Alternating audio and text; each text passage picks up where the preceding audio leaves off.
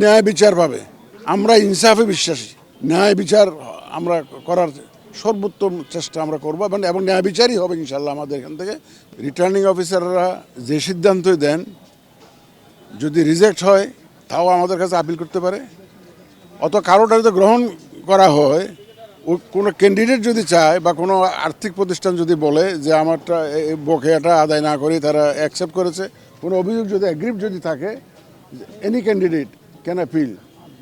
যারটা গ্রহণ হয়েছে তার বিরুদ্ধে করতে পারে ক্যান্ডিডেট, অথবা তারটা যদি বাতিল হয় তাও করতে পারে। আমরা আইন অনুযায়ী একদম ইনশাল্লাহ দেখবেন আপনারা ন্যায় বিচার পাবে।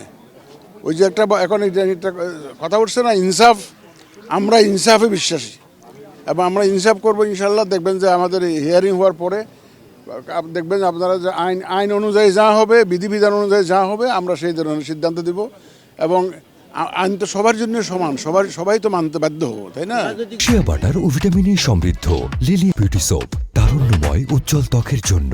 রিমার্ক বলতেই পারে। আপনারা তো দেখছেন ভাই ভাই ভাই, সবসময় দেখা গেছে, আমরা অতীতে দেখেছি নমিনেশন ফাইলের দিন অনেক ভায়োলেন্স হয়, অনেক খারাপ অবস্থার সৃষ্টি হয়। এইবার নমিনেশন ফাইলিং এত সুন্দরভাবে হয়েছে, কোথাও নমিনেশন ফাইল করতে গিয়ে মারামারি হয়েছে, কোনো গোলমাল হয়েছে, ভায়োলেন্স হয়েছে, এমন কোনো তথ্য আমরা পাইনি। এটা একটা ভালো দিক।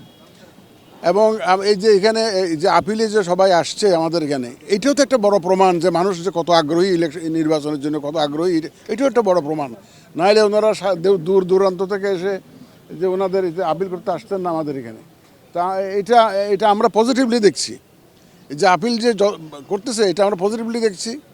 এবং অনেকে বলে যে নির্বাচন কমিশন এটা করেছে, ওটা করেছে, বাতিল করে দিয়েছে। রিটার্নিং অফিসারের ক্ষমতা আছে, আইন ওনাদেরকে ক্ষমতা দিয়েছে সিদ্ধান্ত নেওয়ার জন্য। তো ওনাদের সিদ্ধান্ত ওনারা দিয়েছেন। এবং যারা আপিলে যখন আমাদের কাছে আসবে, আমরা আমাদের আইন অনুযায়ী যা করার আমরা কমিশন থেকে সিদ্ধান্ত দেব এবং একদম সম্পূর্ণ রকমভাবে ন্যায় বিচার আমরা করার সর্বোত্তম চেষ্টা আমরা করবো এবং ন্যায় বিচারই হবে ইনশাল্লাহ। আমাদের এখান থেকে